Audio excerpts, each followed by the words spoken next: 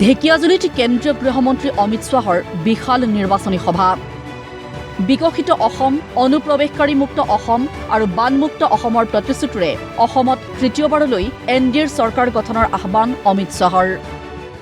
आसाम का सर्वांगीण विकास केवल और केवल भारतीय जनता पार्टी को, हेमंत विश्व शर्मा जी और नरेंद्र मोदी जी, ये दो नेता इकट्ठा होकर हमारे आसाम को विकसित आसाम बनाना चाहते हैं। विकसित आसाम बनाना चाहते हैं। आपको वोट करना है शांत और विकसित आसाम बनाने के लिए वोट करना है।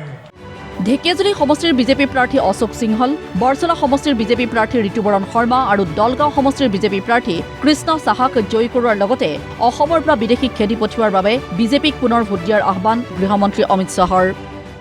तीसरी बार ये कमल फूल की सरकार बना दो, 5 साल में चुन चुन कर घुसपैठियों को आसाम के बाहर हम निकाल देंगे। बाहर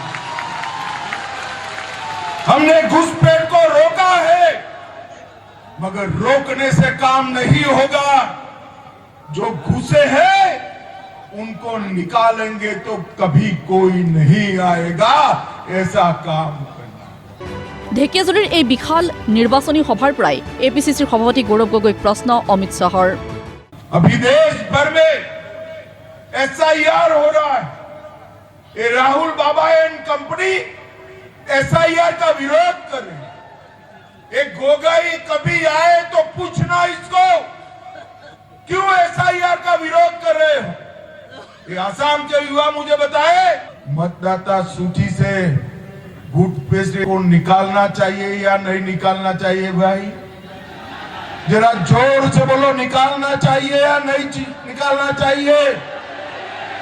ये गौरव गोगाई उनको बचाना चाहते हैं और आसाम की जनता के वोट मांग रहे हैं।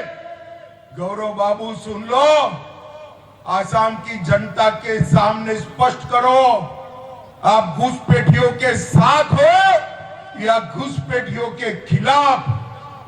दो काम एक साथ नहीं हो सकता।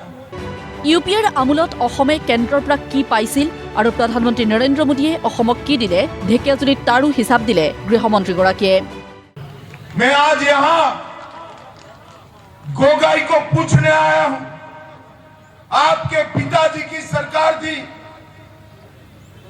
तरुण गोगाई साहब की, 10 साल तक कांग्रेस की केंद्र में सरकार रही, सरदार मनमोहन सिंह की सरकार।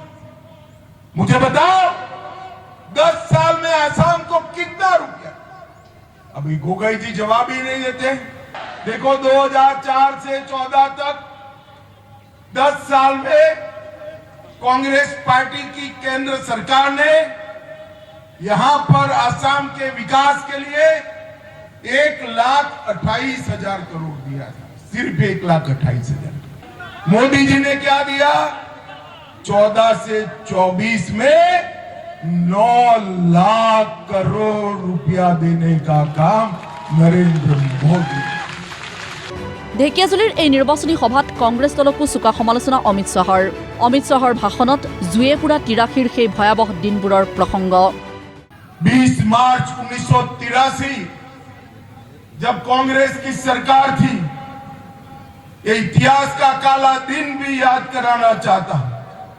उस दिन लाले टापू में घुसपैठियों ने नरसंहार किया था। भूपेन ढेका और प्रसन्न बरुआ जैसे हमारे नवयुवानों की हत्या कर दी।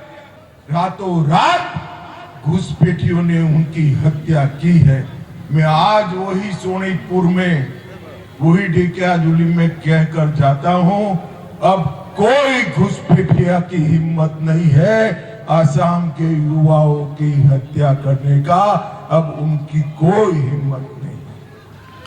ইফালে ঢেকিয়াজুলিৰ পিছত নলবাৰী জিলাৰ চামতাতো বিশাল নিৰ্বাচনী প্ৰচাৰ সভাত অংশ ল'লে গৃহমন্ত্ৰী অমিত শ্বাহে।